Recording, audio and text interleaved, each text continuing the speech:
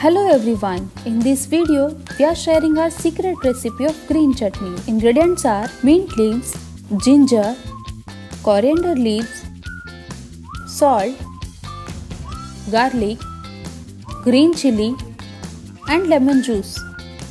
In the blender, add same amount of mint leaves and coriander leaves, 4 to 5 green chilies. If you want chutney to be more spicy, then add chilies as per your requirement. Add 1 piece of ginger, 8 to 10 garlic cloves, salt to taste and lemon juice.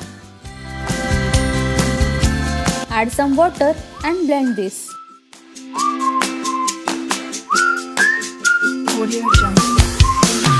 After some time, chutney changes its color. So by adding lemon juice, keeps the chutney's green color fresh. You can serve this chutney with any snacks.